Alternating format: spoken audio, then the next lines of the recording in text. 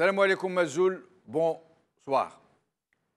S'exprimant un jour sur le sujet de la charte pour la réconciliation nationale de Bouteflika, tout ça entre guillemets bien sûr, l'inénarrable Farouk Santeni, le président de l'Observatoire des droits de l'homme, s'il vous plaît, avait déclaré solennellement que, je le cite, c'est une décision historique de l'envergure de la déclaration du 1er novembre.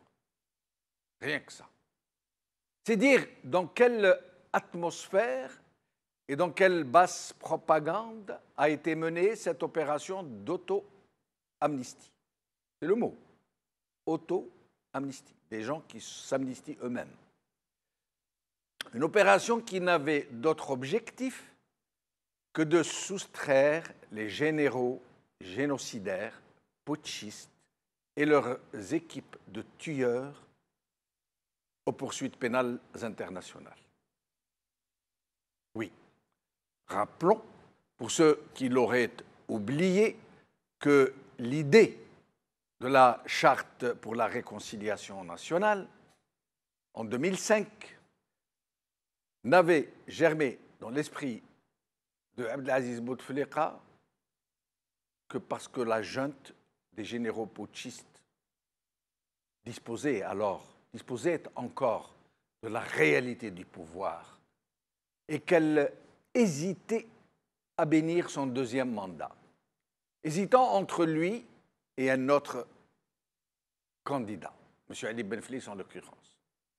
Mais Bouteflika n'allait pas tarder à trouver la panacée. La panacée qui allait faire pencher la balance de son côté. Convaincre ces généraux putschistes, criminels contre l'humanité, criminels de guerre, de le reconduire à un deuxième mandat en échange du cadeau inespéré qu'il allait leur offrir sur un plateau, une auto-amnistie, mais qui ne disait pas son nom.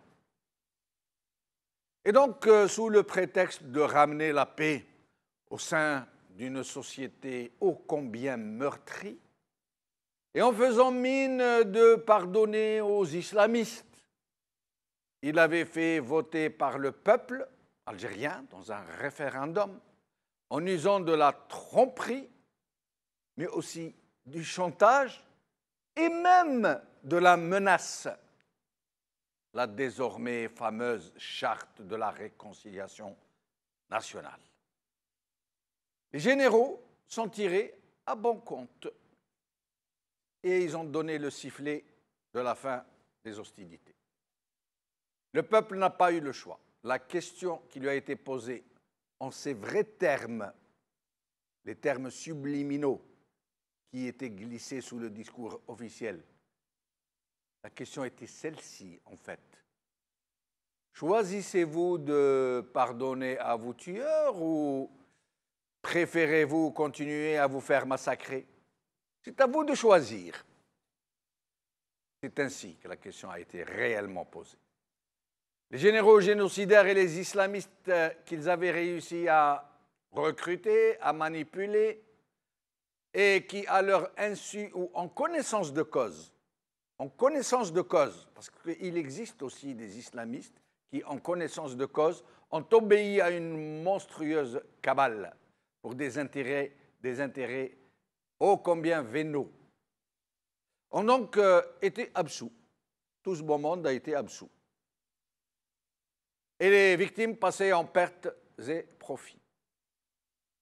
Voici la paix qui a été ramenée aux Algériens et que le régime compare, tout honte but, à la déclaration du 1er novembre et à une action vérité et justice comme celle de l'Afrique du Sud, par exemple. Le plus monstrueux de la situation est que les généraux génocidaires, criminels contre l'humanité, criminels de guerre, putschistes, sont réellement consacrés par cette charte comme étant les agents honorables de l'État, les héros qui ont sauvé la nation des agents honorables de l'État, sur lesquels il est interdit, strictement interdit, sous peine de très lourdes peines de prison, de faire la moindre allusion sur leur implication dans cette tragédie. Ces dispositions scélérates protègent ces généraux et leurs troupes et leurs associés et leurs complices et tous les gens qui les ont soutenus, au point où même un universitaire, un chercheur universitaire, ne peut faire de recherche sur le rôle qu'ils ont joué dans la manipulation de la violence. Ni une famille de victimes, ni encore moins une famille de victimes porter plainte contre eux, même en présence de preuves irréfragables. Nous savons tous pourtant que la violence qu'ils ont instrumentée, manipulée et dirigée délibérément contre les populations civiles n'a pas été inspirée par le souci de sauver la République, de la sauver du péril islamiste, mais par celui de garder le pouvoir et sauvegarder leurs privilèges. Ils avaient réussi à truffer les groupes islamistes de leurs agents et de leurs émirs. Nous les connaissons aujourd'hui, nous connaissons leurs noms, et il y a même un général opérationnel à l'époque qui a donné le nom d'un émir, Ben Chia, pour dire de lui qu'il était sous les ordres du chef de la 2e région militaire, un général-major de la 2e région militaire, qui contrôlait un émir du Jia. Ne se privant pas, au demeurant, ces gens-là, de créer leurs propres groupes islamistes armés qui mettaient dans des casernes et qu'ils les créaient non pas pour infiltrer les islamistes et pouvoir ainsi les neutraliser, mais pour les inviter à massacrer les populations et les ressortissants étrangers, pour retourner les opinions publiques contre cette mouvance qui menaçait leur pouvoir et pouvoir ainsi vaquer en toute impunité à leurs grandes et petites affaires. L'islamisme armé a été une véritable aubaine pour eux, au point où ils l'ont armé, financé, étoffé de 1001 moyens, au point où ils ont tout fait pour pousser de paisibles islamistes, qui ne faisaient que de la politique, à monter au maquis, en ne leur laissant pas d'autre choix que de prendre les armes ou de se faire enlever par des services de sécurité qui venaient taper chez eux le soir pour les exécuter sur les bords d'une route après les avoir torturés. Ils les ont fait regrouper dans des camps du Sud pour les former au terrorisme, pour leur suggérer de s'organiser en maquisards, pour les contraindre parmi les un moyen d'abandonner la politique pour l'action directe. Ils ont fait tant, et si bien dans cette opération que l'un des leurs, le général Smaïl Ammari, surnommera cette subversion du nom de terrorisme pédagogique. Qu'ils ont créé, ils ont tellement bien fait qu'ils ont créé une cellule pour l'élaboration des fatwas dans les bureaux et dans les locaux du DRS. Des imams qui élaboraient des fatwas de djihad et de mort, qui appellent au meurtre collectif, et une autre structure qui était chargée de programmer, de faire exécuter des intellectuels, des journalistes et des personnalités algériennes qui jouissaient de l'estime et de la popularité au sein de leurs concitoyens, et de faire passer leur assassinat au crédit des islamistes armés. C'est une réalité. Un plan catastrophe a même été préparé pour faire diversion.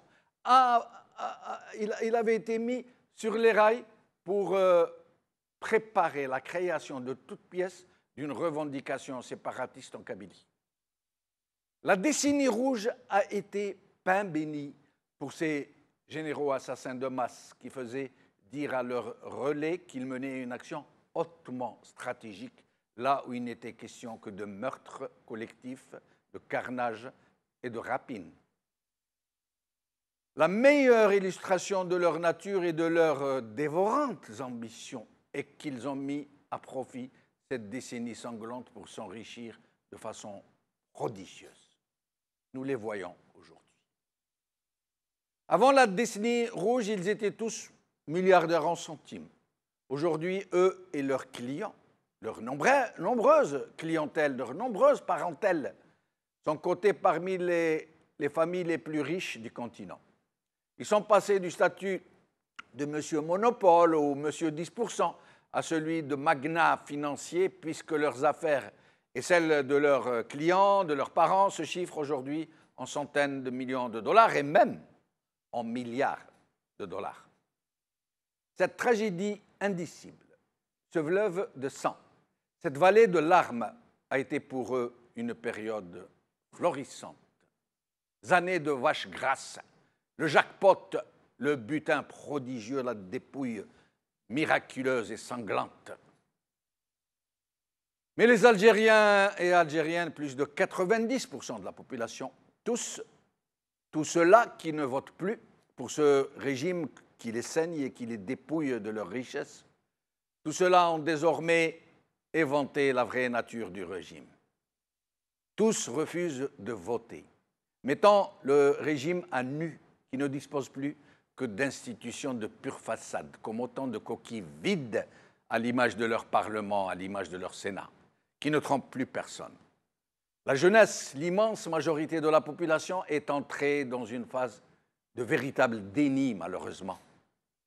Des jeunes qui, plutôt que de sortir dans la rue, plutôt que d'affronter leurs frères, que le régime utilise en rempart contre quiconque les conteste, préfèrent se jeter à corps perdu dans la mer pour s'arracher à leur terre, à leur famille et se perdre dans les routes amères de l'exil.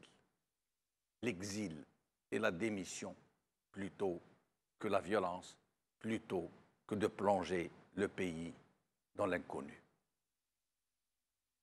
Aujourd'hui. Algérie 24. 12 ans après la charte pour la paix et la réconciliation nationale, Bouteflika renouvelle son appel par M. Rahim. L'expression « Il y a 12 ans, le peuple votait la réconciliation nationale » Abdelhamid Larbi Chérif, colonel à la retraite, à l'expression « Le peuple et son armée ont voté en position de force » par Saïd Bousta. Liberté, réconciliation par-ci, abomination par-là, par MH. 12e anniversaire de la Charte pour la réconciliation nationale. Auto-amnistie? Point d'interrogation. C'est le titre de notre émission d'aujourd'hui et j'ai le plaisir pour en parler de recevoir ici sur le plateau Boukhalifa Ben Mamar, militant des droits de l'homme et habituel invité du Top 3 que nous avons le plaisir de retrouver. Merci d'être avec nous. Merci Jamal, merci pour l'invitation. Merci.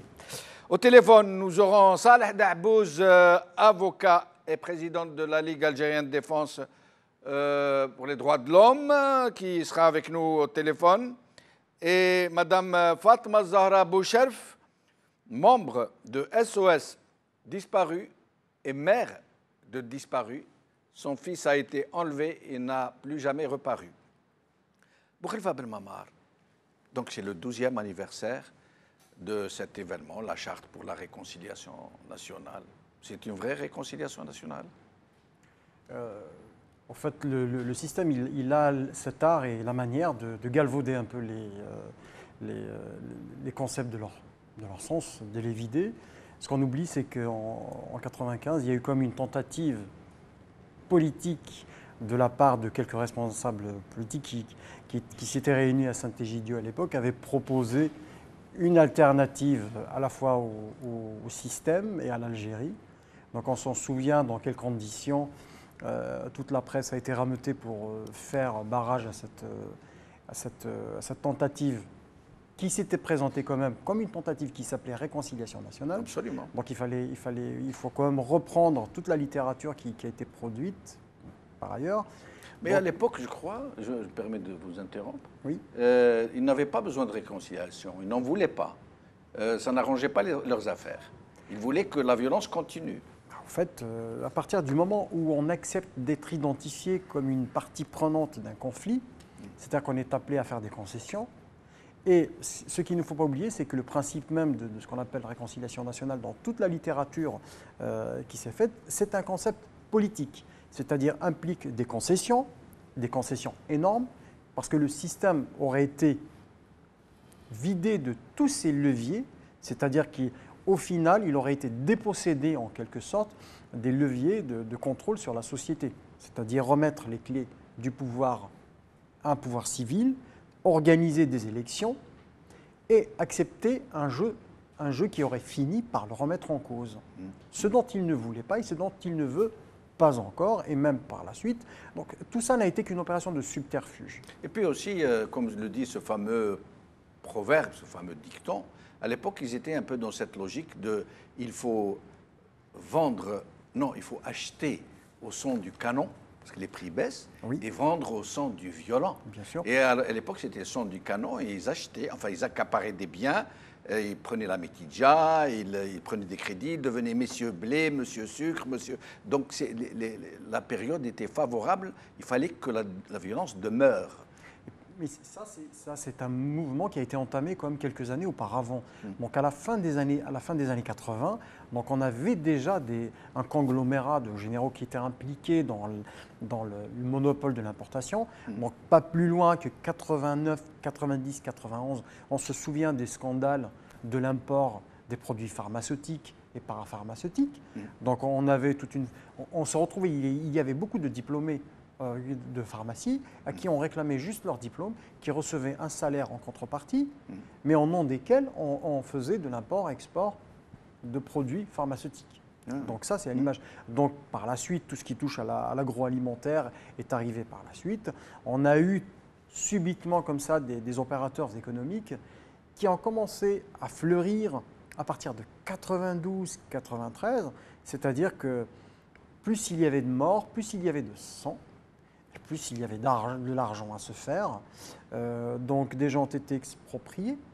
Et il y a eu même, si vous vous en rappelez, l'affaire Zenjabil, Oui. où un général-major était impliqué dans le trafic de la cocaïne et du kif, et c'était Zenjabil qui était présumé être le baron du kif, qui s'est rendu chez le juge d'instruction militaire de Blida pour se rendre en tant que terroriste. Et quand il lui a dit « mais vous êtes recherché comme étant… » Non, il lui a dit « moi, je suis un baron du kif qui travaille sous les ordres d'un général-major, et je finance les groupes terroristes, et je leur achète de l'armement, et que je fais passer du Maroc à l'Algérie, et tout.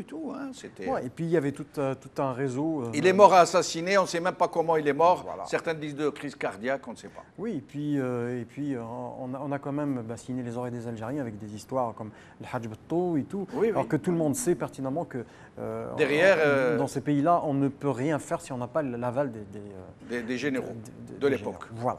Donc que ce soit des activités commerciales, entre parenthèses, qui peuvent revêtir un caractère honnête, ou des activités purement louches et relevant du grand banditisme. Mais comment ont-ils fait quand ils ont décidé d'arrêter la violence, quand Bouteflika a proposé cette loi sur la réconciliation nationale?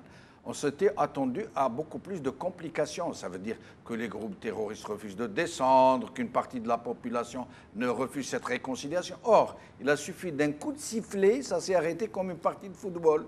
Du jour au lendemain, plus de terrorisme. Moi, je vais vous dire, c'est très simple. J'étais appelé au contingent, donc j'étais stationné à Bougie, dans la 5e région militaire. C'était très simple. Donc, des camarades qui étaient stationnés du côté du Djidjel nous disaient, voilà, donc des gens en qui j'avais une totale confiance, qui étaient avec moi, donc me certifiaient que l'on pouvait voir à coups de jumelles les campements de l'AIS qui étaient en face et qu'il y avait un partage, un emploi du temps hebdomadaire où ils pouvaient disposer de sorties, entre parenthèses, en ville. Les groupes de l'AIS? Les groupes de l'AIS. Sortaient en ville, en permission, quoi. Oui, et les militaires sortaient à leur tour en ville. Donc, ces entre chiens et loups, voilà. Et ils ne se rencontraient pas. Et accessoirement se faisant livrer leur ordinaire par les militaires. L'armée leur livrait leur ordinaire, c'est-à-dire leur alimentation. Voilà. Donc des camions de l'armée. Ça, c'est la période de 97. Oui. Voilà. C'est la période où Ismaël Amaré avait pris le dessus pour ce qui était du contrôle de l'AIS de certains groupes islamistes. Voilà, exactement. Et qu'il a fâché avec Zarwal, d'ailleurs. Voilà. Oui. Et ce qui était impressionnant, c'est que la région, il y avait une accalmie dans la région. Voilà. Ils ont décidé de calmer, ça s'est calmé. Voilà. Donc il y avait une... Je ne suis pas vraiment dans le secret, mais toujours est-il que ça s'est calmé. Comme vous dites, voilà, quand ils veulent que ça se calme, et quand ils veulent que ça se rallume, ça se rallume. C'est-à-dire, on finit quand même par se poser des questions sérieuses. N'y a-t-il pas une instrumentalisation? Donc à partir du moment où on répond par l'affirmative, donc on est en droit de développer, de dire que ce n'est pas que de l'instrumentalisation, donc éventuellement, on rentre dans des histoires de logistique et d'organisation. Mais, Boukhalifa Ben Mammar, c'est un témoignage dont je vous remercie énormément. Pourquoi il n'y a-t-il pas plus de témoignages d'officiers comme vous qui étaient donc aux opérations, qui ont vu des choses, qui ont vu des atrocités, qui ont vu des affaires comme ça, de connivence entre l'armée, le commandement et les terroristes? Pourquoi aujourd'hui ne vient-il pas témoigner pour que le peuple algérien sache ce qui s'est réellement passé? Au fait, c'est...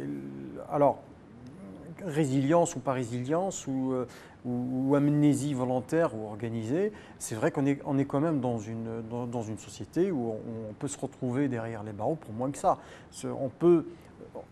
On ne va même pas vous attaquer pour diffamation ni quoi que ce soit.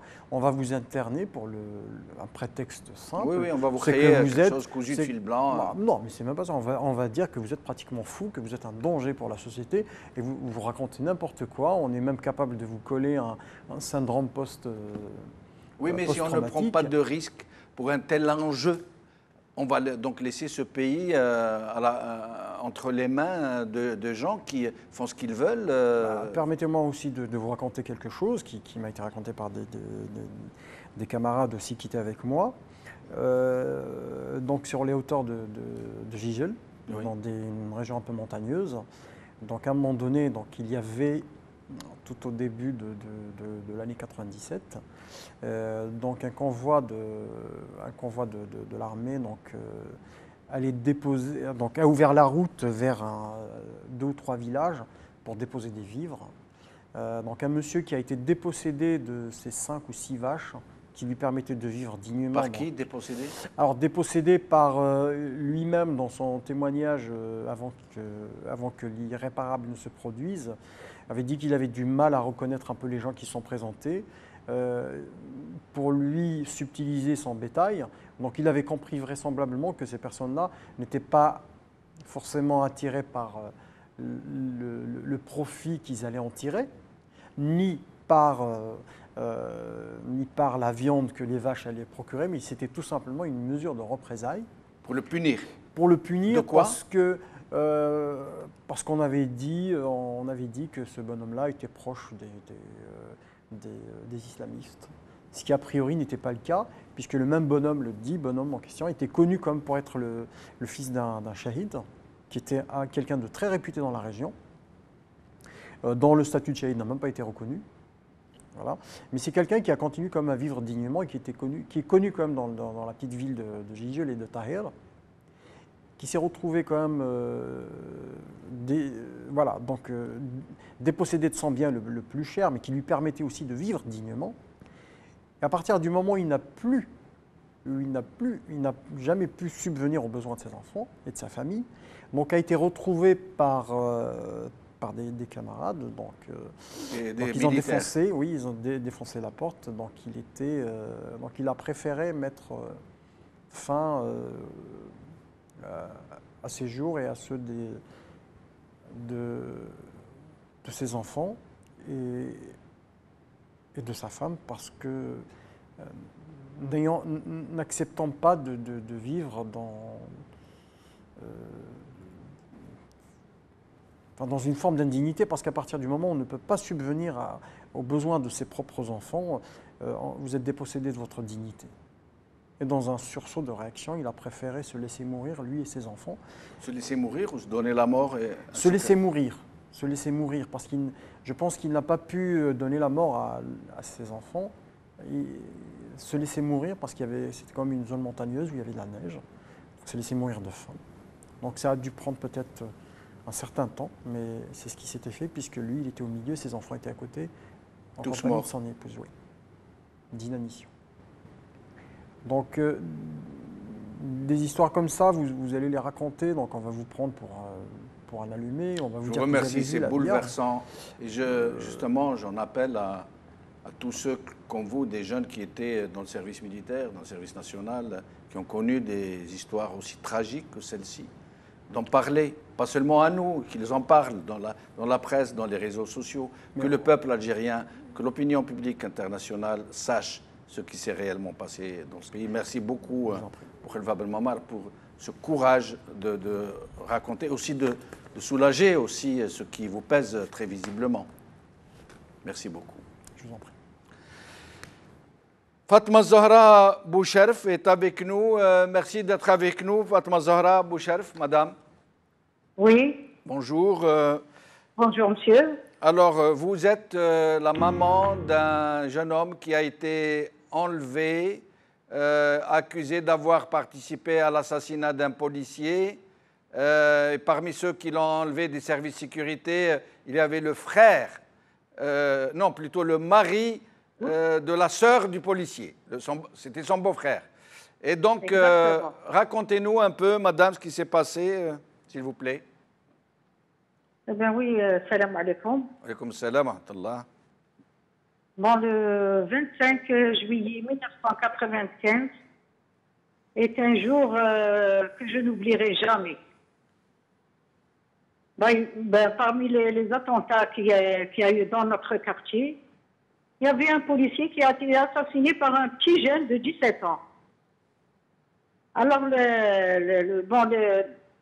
le policier qui a été assassiné travaille au 17e arrondissement, Vieux-Pouba. Et il est connu par tous les jeunes du quartier. Alors, ce jour-là, il y a tous les policiers du commissariat qui sont venus plus tôt. Et ils ont juré de nettoyer tout le quartier. Bon, c'est une très longue histoire, mais j'essaye d'abréger. Alors, tous les jeunes étaient vraiment... Ils ne dormaient pas la nuit. Parce qu'ils ont juré de nettoyer le quartier. Alors, une semaine après, alors ils sont venus... ils ont ramassé un peu les jeunes du quartier, quelques-uns. Ils ont commencé tous les soirs de faire la ronde. La nuit, le jour. Et les gens, on les trouvait pas dehors.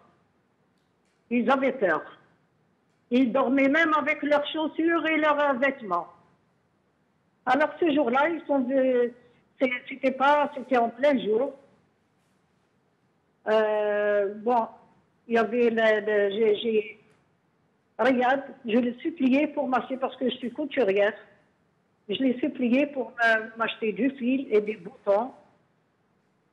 Il n'avait pas envie parce qu'il faisait très chaud, un mois de juillet. Et il m'a demandé s'il y avait un jeune qui va descendre, je vais descendre avec lui. Alors ce jour-là, ils étaient 3. Il est parti. 1 heure après, il y a la voisine qui vient et me dit, voilà, il ne faut pas t'affolir, Riyad a été arrêté par le beau-frère de ce policier. Comme j'étais couturière, je les connaissais. Alors moi, j'avais hâte de parler avec son fils, parce que ma voisine, c'est son fils qui l'a vu arrêter. Ils étaient 3 à aller voir.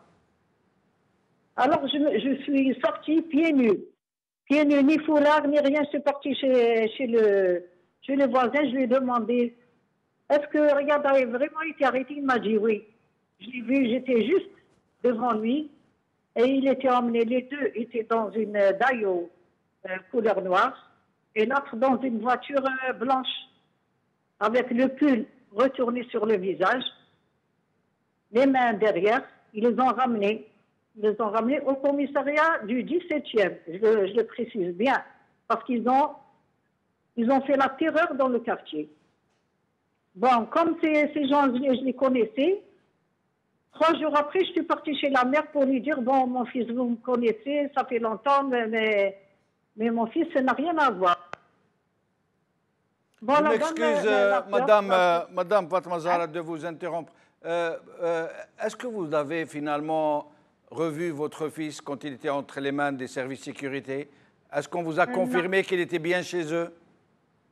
Non, mais il y a des témoins. Parce qu'ils étaient trois le jour de l'enlèvement. Ils étaient trois. Il y avait Farid, Kamel et Riyad, mon fils. Bon, moi, je n'ai pas vu, les voisins également. Mais il y a des témoins qui se trouvaient avec lui. Et est-ce qu'ils ont disparu ou est-ce qu'ils ont été libérés? Non, ils étaient relâchés 13 jours après. Et ils vous ont dit que votre fils avait été gardé par la police? Oui, ils ont été torturés tous les trois ensemble. Ils étaient emmenés au commissariat central. Puis, parce que j'ai questionné les jeunes qui étaient avec lui, j'ai écrit l'histoire de Riyad et dans un cahier, avec les dates, les jours. Il y avait tout un programme. Alors les deux jeunes, ce qu'il m'a dit, nous ont ramenés au 17e, puis au commissariat de Boroba. Ils étaient ligotés à l'arbre, dehors, dans la cour. Et le matin, dès l'aube, ils les ont réattachés et les ramenés au commissariat central. Au commissariat central, ils les ont amenés à Ben Aknoun. À Ben Aknoun, ils étaient aussi ligotés. Il y avait 2 Nissan. Ils étaient 6 ou 7 jeunes. Bon, qu'est-ce qu'ils disent, les services de sécurité, maintenant? Ils disent qu'ils n'étaient pas chez eux? Oui, ils ont nié l'enlèvement. Et vous avez des noms? Vous connaissez même les gens qui l'ont enlevé? Des gens qui l'ont enlevé. Les deux témoins, eh ben, j'ai donné leur nom. Ils ont été entendus par la gendarmerie de Ain Agha. Bon, une fois, le chef de service, il me dit, bon, madame, qu'est-ce que vous voulez que je fasse? On a fait des enquêtes, mais on n'a rien trouvé. Je lui ai dit, mais j'ai un troisième témoin qui se trouvait dans le commissariat lorsqu'ils ont emmené Riyad. Il m'a dit, vous pouvez me le ramener? Je lui ai dit, mais bien sûr. Alors, j'ai fait les pieds et les mains pour retrouver ce jeune, que je ne connaissais même pas son nom. Mais je l'ai cherché jusqu'à ce que je l'ai trouvé. Je l'ai ramené, il m'a dit, oui, je vais témoigner. Même devant le président de la République, je témoigne. Parce que Riyad était avec moi. Ils nous ont torturés ensemble. Et je veux témoigner. Alors, je l'ai ramené au chef de brigade. Il me dit, bon, ce jeune que... Je lui ai dit, ben voilà le troisième témoin. J'ai 2 témoins et celui-là, c'est le troisième. Il a dit, bon, vous avez témoigné? Il lui a dit, ben, bien sûr, je suis venu pour témoigner. Et ils étaient emmenés, il lui a expliqué qu'il a été emmené au cimetière de Garédé en lui disant, bon, vous avez tué le policier, où est-ce qu'on va vous enterrer, vous? Choisissez votre coin. En rigolant. Ils étaient ivres ou bien drogués, ou je ne sais pas, c'est ce qu'il m'a raconté. Alors il me dit, ça va madame, ça y est, on va voir. Et les 2 autres jeunes, j'ai donné leur nom au procureur général de Ibn Ramadan. Il les a convoqués, ils ont témoigné que Riyad était avec eux, ils étaient torturés. Et d'après vous, qu'est devenu votre fils? Eh bien, moi, c'est un peu spécial parce que j'ai donné les noms. Il y a des témoignages, plusieurs témoignages. Bon, j'ai envoyé le dossier à l'ONU. Bon, il commençait à fuir. Monsieur Ksampaini dit que votre fils n'est ni recherché ni arrêté par les services de sécurité, alors que mon fils existe sur la liste des recherchés.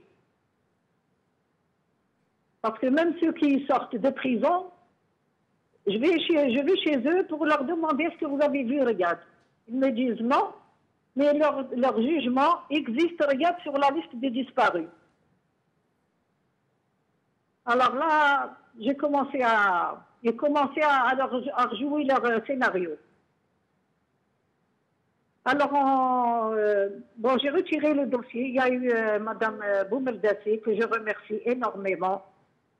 Elle m'a trouvé dans le tribunal en me disant qu'est-ce que vous faites. Je lui ai dit ben voilà, les témoignages, ça dure depuis 95. Il y a des témoignages, des PV, mais il n'y a aucune suite. Alors elle m'a dit est-ce que vous pouvez retirer votre dossier? Je lui ai dit moi je ne savais pas. Mais elle me dit bon, je vais vous le retirer. Je lui ai dit c'est gentil de sa part. En me retirant le dossier, voilà le document qui est entre mes mains.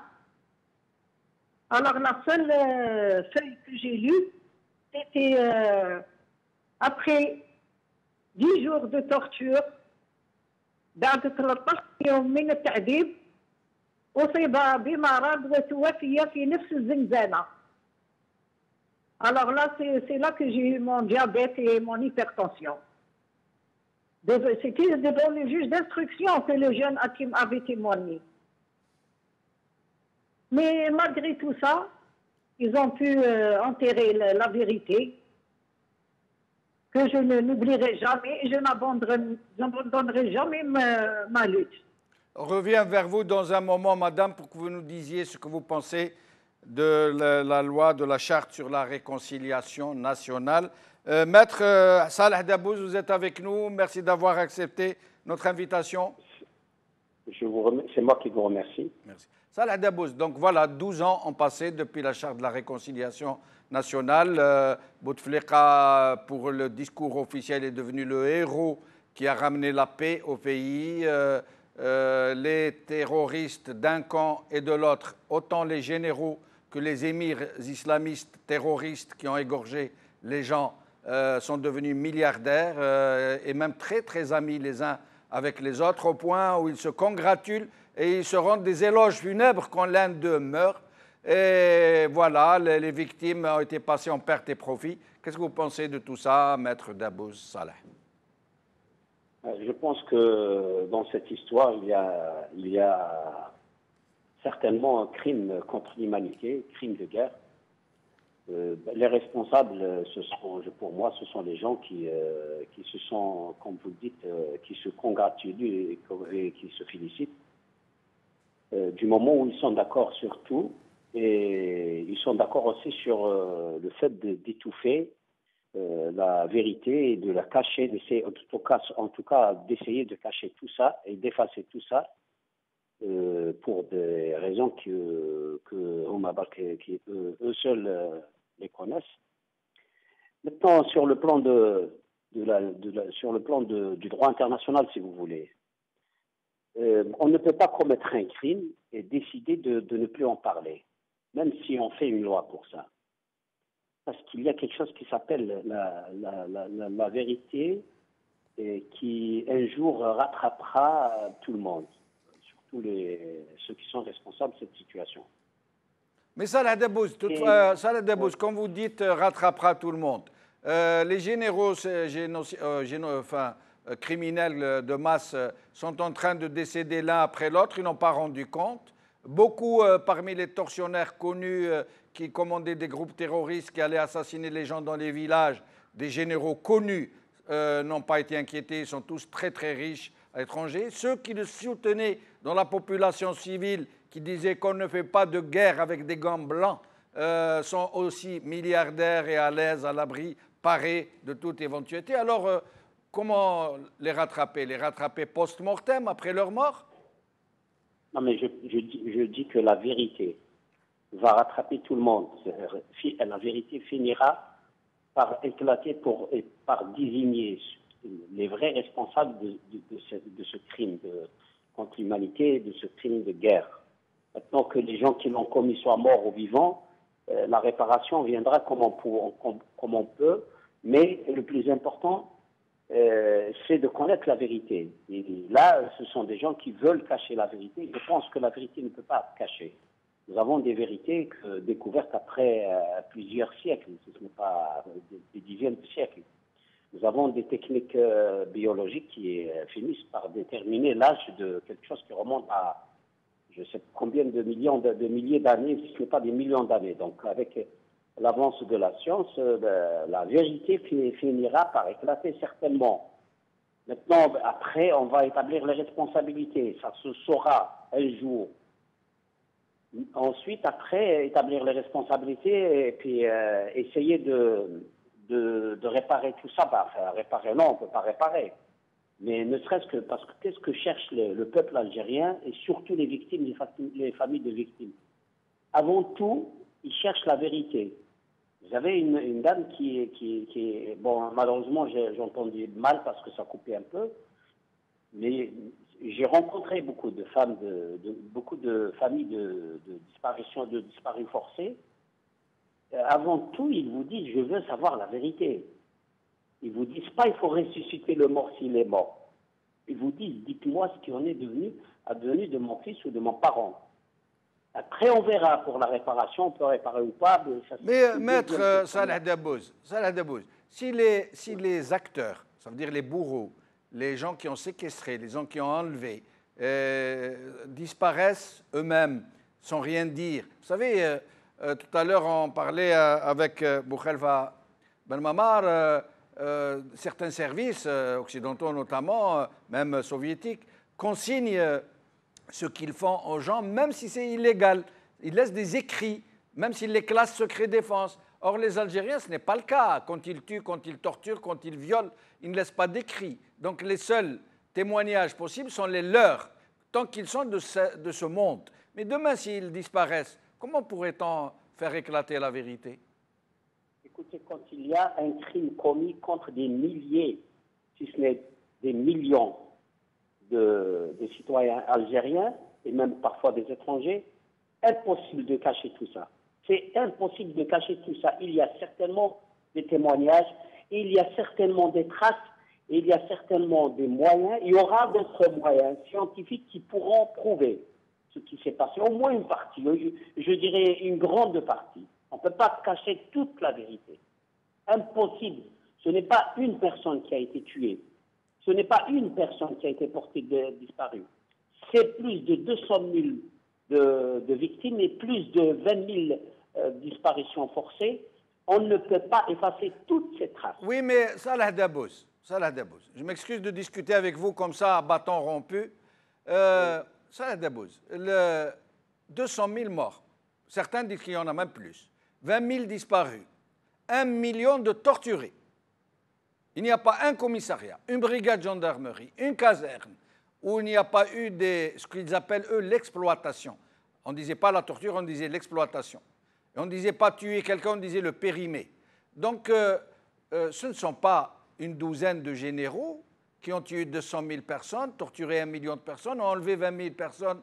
Ça a nécessité la complicité très enthousiaste parfois, très zélée, de dizaines de milliers d'agents. Pourquoi aujourd'hui n'en vouloir qu'aux généraux? Ils ne sont pas seuls. Il y a des dizaines de milliers d'auxiliaires qui ont mis la main à la pâte, si je peux dire, excusez pour le terme. Moi, je n'ai pas parlé de quelques personnes ou de quoi que ce soit. Moi, je parle de la vérité. Je dis qu'il y a... Moi, j'accuse un système politique. D'accord? Oui. Et tout à l'heure, dans l'introduction, vous parliez de terrorisme créé, manipulé, orienté, dirigé, etc. par un système politique. Moi, je vais aller plus loin que ça. Moi, je vais dire, ça reste dans l'analyse. Moi, je dirais un islamisme créé, manipulé, et tout ce que vous voulez par un système politique, après, qui a engendré un système terroriste. Rappelez-vous, les années 70 et les années 80, qu'est-ce qui se passait? C'était des rencontres de pensée islamique qui étaient organisées chaque année, qui rassemblaient ce qu'on peut maintenant considérer comme la base d'islamisme extrémiste, pour faire convertir une grande partie d'Algériens à cette base qui, après, donnerait naissance à un noyau terroriste. Il y a des gens qui disent que les expéditions vers l'Afghanistan étaient organisées par des responsables de l'État. Donc, former cette base terroriste en Afghanistan, puis l'utiliser contre le peuple algérien pour tuer toutes les autres idéologies politiques.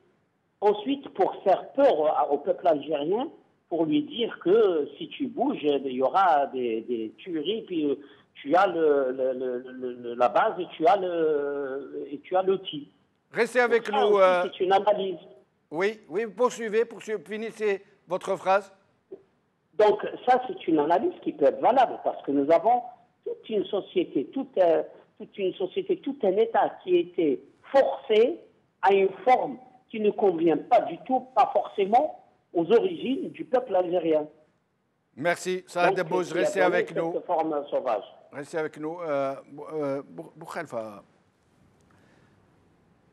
qu'est-ce qu'on pourrait dire est-ce que l'histoire est... Salah Debbouze dit que l'histoire est loin d'être close. Ce n'est pas fini, la vérité sera faite et justice sera faite. À votre avis? Bien sûr, parce qu'il y a plusieurs façons d'instruire un procès. Donc, on peut faire le procès ultérieurement, le procès historique du système.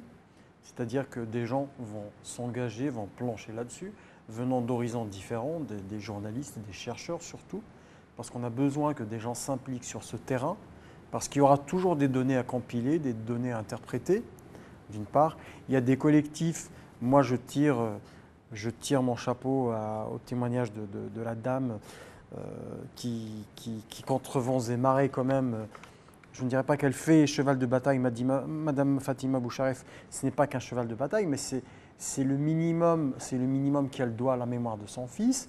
J'ai ici entre les mains donc, un document que j'ai imprimé, édité par Madame Nassera Dutour, qui est le porte-parole du collectif des familles de disparus en Algérie aussi. Donc tous ces témoignages doivent être compilés, c'est très important, parce que, et pour l'histoire, et pour que notre société puisse quand même avancer, il faudrait quand même qu'on reconnaisse un statut de victime à toutes ces personnes-là, d'une part, et d'autre part, je ne vais pas le dire, mais c'est de la pédagogie, c'est comme ça que les sociétés avancent, il faut désigner, il faut appeler un chat un chat. À partir du moment où les lignes ont été franchies depuis l'interruption du processus électoral en 1992, toutes les lignes ont été franchies. Ce n'est pas que du zèle, mais en définitive, ça a permis au système de se maintenir et même de rebondir, de se diversifier, d'une part. Donc un procès au sens étymologique du terme, je ne pense pas qu'on puisse l'avoir tout de suite. Et votre crainte, qui est justifiée à juste titre, c'est-à-dire que les acteurs principaux de tout ce génocide donc, ne répondront pas, malheureusement, de leur vivant, mais je pense qu'il faut quand même aller dans le sens où j'épouse un peu l'analyse de Maître Dabbouze, où je l'épouse. Il faudrait qu'il y ait quand même un procès pour l'histoire. Parce que c'est extrêmement important. L'Algérie souffre depuis un siècle de ces amnésies organisées par le colonialisme, par les différents systèmes, enfin par le système et par les différents pouvoirs qui se sont succédés en Algérie. Et la dernière tentative de la réhabilitation du caïd coupeur d'oreilles, donc par son arrière-petite-fille, donc accueillie par des officiels et des notables algériens, qui est quand même la suprême insulte à aux mémoires collectives algériennes, ce qui est très important. Donc, je pense qu'il faudra aller dans ce sens-là. Donc, le besoin pour l'instant est de compiler toutes ces données. Il y en a. Les témoignages, on peut les recueillir, on peut les trouver. Mais la charte sur la réconciliation nationale vous l'interdit. Alors, ce qu'il faudra noter aussi, c'est que, en 2006, il y a un mouvement quand même au niveau de l'ONU qui a demandé officiellement à l'Algérie de retirer cet article. Oui, mais ça reste très... Oui, mais je pense que si pression internationale y arrive et un formidable... Ça n'empêche pas aussi que les gens commencent à récolter ces données. Absolument. Et les gens ne tiennent pas compte de ces interdits. Il y a de plus en plus de gens qui viennent et qui disent. Quand vous arrivez à faire croire aux gens que leur témoignage peut être vain, donc que font-ils? Donc ils décident de se taire. Donc c'est exactement la même chose que les victimes des déportations en Europe, quand ils sont revenus des camps de concentration, n'ont pas raconté. ils se sont mis à raconter bien des années plus tard. C'est vrai. Donc on peut revoir le film de Claude Lanzmann là-dessus, Shoah. Donc on peut comprendre à peu près que le traumatisme est tel que les gens... Mais je pense que passé la période de torpeur, à un moment donné, les gens témoignent parce qu'ils se rendent compte de la dimension historique de ce qu'ils ont vécu, transcendent et se sublimentent dans un effort. Et pour le fond, ils disent que nous devons quelque chose à ces victimes. Nous leur devons le devoir de mémoire avant tout. Merci. Qu'il y a lieu de faire. Je tenais juste, Oui. si vous permettez, 2 petites Oui. secondes. Aujourd'hui, nous sommes le 29 septembre. Donc, l'Algérie, de par ses autorités, continue quand même à casser les dynamiques citoyennes. Donc, l'administration algérienne, qui est le bras armé du système, donc, a interdit l'université d'été de la Ligue pour la défense des droits de l'homme en Algérie, à Bougie. Donc, comme ils ont voulu casser la dynamique des cafés littéraires, aujourd'hui, le 29 septembre, je tenais quand même à dire que, bon, on a eu l'un des premiers mouvements d'opposition au système en Algérie qui est né. Le 29 septembre, c'est la proclamation de la création du Front des forces socialistes qui a été FFS. proclamée. Voilà. Donc je tenais à rendre aussi hommage aux martyrs de cette période. Donc il y avait plus de 400 morts. Donc dont beaucoup la plupart étaient des anciens maquisards qui n'ont pas baissé les armes, qui malheureusement ont repris du service pour un projet tout aussi important que la libération du pays. Tout à fait. Donc en guise de réponse, donc, ils n'ont eu qu'à creuser leur tombe, pauvres malheureux. Donc je tenais aussi à rendre hommage à leurs femmes, À leurs enfants. à leurs enfants, qui aujourd'hui sont la preuve vivante, à l'image de toutes les victimes du système en Algérie, qui portent dans leur chair cette blessure à laquelle nous ne devons. Excusez-moi, je suis un peu ému, mais je pense que le devoir de mémoire nous oblige à faire plus qu'un simple devoir de mémoire. Donc je pense que chacun, là où il est, doit compiler tous ces témoignages parce que nous en avons besoin. Sinon, nous ne pourrions pas avancer. Merci. Merci à vous, Boukhalifa Ben Mammar. Merci à vous, Salah Debbouz. Merci à vous, Fatma Zahra Boucherf. Je voulais revenir vers vous pour le mot de la fin. Malheureusement, ce n'est vraiment pas possible. Nous arrivons à la fin de l'émission. Merci à vous, chers amis, d'avoir suivi cette émission. Khawa la khair, bislama.